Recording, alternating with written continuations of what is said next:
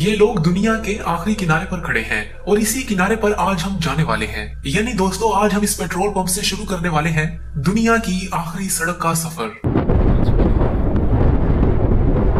जी हाँ, वही सफर जिसके बाद हमारी इस पूरी दुनिया में कोई एक भी सड़क नहीं आती। यानी आज हम जहाँ जाने वाले हैं वहाँ दुनिया खत्म हो जाती है। उससे आगे हमें सिर्फ खामोशियाँ, बर्फ और समुद्र का पानी ही मिलेगा। हम चाहे भी तो हमें वहाँ से आगे कोई इंसान कहीं नहीं मिलेगा। ये पेट्रोल पंप जहाँ अभी हम मौजूद हैं, यहाँ से शुरू होती है दुनिया की आखिरी सड़क। लेकिन दुनिया की ये आखिरी सड़क है कहाँ? ये सड़क हमें कहाँ ले जाएगी? आइए मेरे साथ आज आप भी दुनिया की आखिरी सड़क पर सैर करें। हमारा ये सफर होगा लगभग 120 किलोमीटर लंबा। तो चलिए दुनिया की आखिरी सड़क के किनारे पर बसे हुए दुनिया के आखिरी इलाके देखने हैं सिर्फ 8 से 10 मिनट में।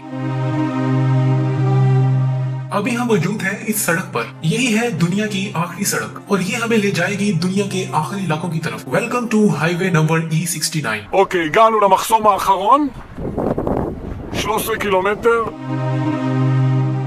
100 किलोमीटर से भी ज्यादा लंबी ये हाईवे यूरोप के मुल्क नॉर्वे में बनाई गई है। इसे ये एजाज हासिल है, इसे दुनिया की आखिरी हाईवे या दुनिया की आखिरी सड़क भी कहा जाता है। इस पर अकेले सफर करना खतरे से खाली नहीं। सर्दियों में ये सड़क बर्फ से ढकी हुई नजर आती है। तब यहाँ कई महीनों तक कई ऐसी लंबी और ठंडी रातें होती हैं जब यहाँ सूरज नजर नहीं आता। और गर्मियों में दुनिया की इस आखिरी सड़क पर कभी रात नहीं होती। ये सड़क नॉर्वे के समुद्र के साथ साथ बनाई गई है। कुछ जगह तो रास्ते में ऐसी भी आएंगी जब ये सड़क समुद्र के साथ साथ पत्थरों में बनी हुई सुरंगों से भी गुजरेगी। लिहाजा जब तक हम इस सड़क पर सफर करेंगे, नॉर्वे के समुद्र के नजारे और इस समुद्र पर गुजरते हुए कुछ बहरी जहाज हमारे साथ रहेंगे। हमने अपना सफर शुरू किया था नॉर्वे के इस इलाके में बने हुए इस पेट्रोल पंप से। अब यहाँ से 1 मिनट का सफर तय करने के बाद दुनिया की आखिरी सड़क के किनारे हम यहाँ पहुँच चुके हैं।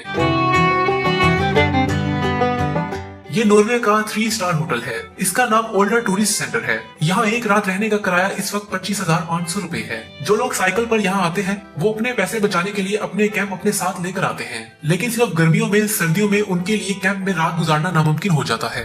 अगर आप सर्दियों में यहाँ आए तो आपको आसमान पर फैली हुई ऐसी चमकदार रोशनियां दिखाई देंगी। ये कुतबी रोशनियां हैं जो यहाँ तब नजर आने लगती हैं जब यहाँ सूरज नजर नहीं आता। तब यहाँ सर्दी का मुकाबला करना काफी मुश्किल हो जाता है। इसी वजह से तब यहाँ दुनिया की आखिरी सड़क के किनारे बने हुए सारे ही होटल सुनसान नजर आने लगते हैं। नॉर्वे के इस होटल से और आगे चले तो थोड़े ही फासले पर हमें नॉर्वे का एक छोटा गाँव मिलेगा। ये है नॉर्वे का वो गाँव। इस गाँव का नाम रुसेंस है। 20वीं सदी से लोगों ने इस गाँव में अपने घर बना रखे हैं। लेकिन तब से अब तक इस गाँव वालों के लिए यहाँ एक भी दुकान नहीं है। गाँव के लोग खरीदारी के लिए ओल्डर्स टूरिस्ट सेंटर नामी होटल के पास बनी हुई इस दुकान में आते हैं। यहाँ गर्म कपड़ों के अलावा और भी काफी कुछ मिल जाता है। लेकिन और भी जरूरत की चीजें खरीदने गाँव वालों को यहाँ से भी और दूर जाना पड़ता है। और सर्दियों में ये सूरत हाल और भी मुश्किल हो जाती है। मगर फिर भी लोग कई दहाइयों से यहाँ रह रहे हैं और आगे की जिंदगी भी दुनिया की इस आखिरी सड़क के किनारे पर गुजार देंगे।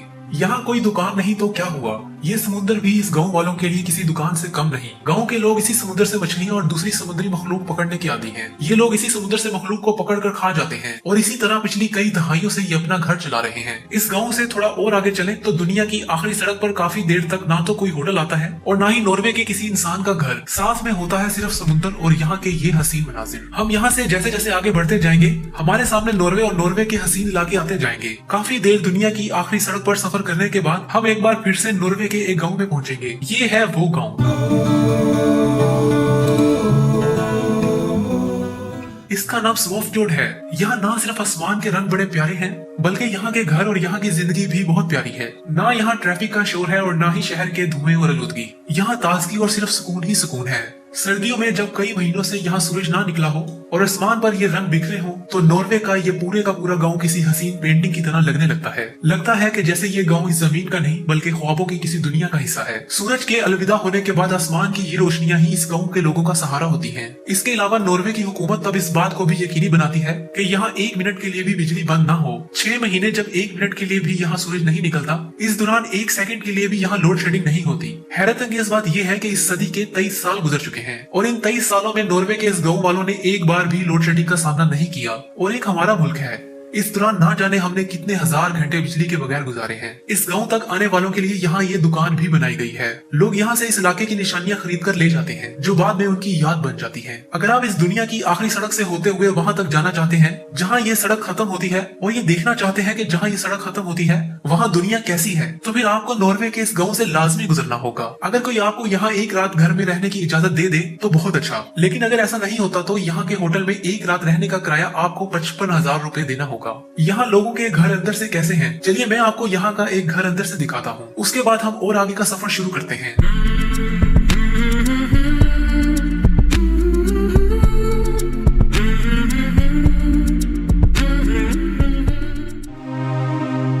हाईवे नंबर E69 यानी दुनिया की आखिरी सड़क पर सफर करते हुए जब कोई इस गांव से आगे बढ़ता है तो उसके सामने सैकड़ों साल पहले इस जमीन से गुजर जाने वाले लोगों की ये बस्ती आती है।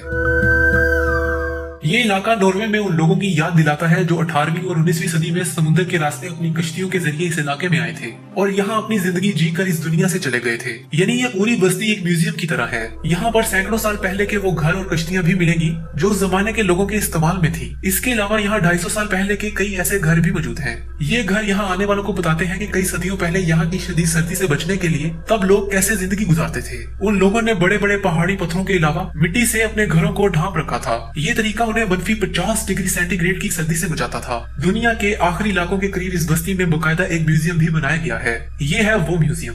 इस म्यूजियम में सदियों पुरानी ये कश्ती भी मौजूद है जो अब समुद्र में जाने के काबिल नहीं, लेकिन लोग इस कश्ती को देखकर गुजरे हुए वक्तों को समझने की कोशिश करते हैं। नॉर्वे की इस बस्ती में बीते जमाने कैसे थे, इस म्यूजियम में पड़ी हुई तमाम चीजें यहाँ आने वालों को यही समझाती नजर आती हैं। यहाँ सदियों पहले के लोगों के जेर इस्तेमाल रहने वाली चीजें भी मौजूद हैं। यहाँ बाहर से लाकर कोई चीज नहीं रखी गई। इस म्यूजियम में सारी चीजें वही है जो इस बस्ती में रहने वाले लोगों के इस्तेमाल में थी।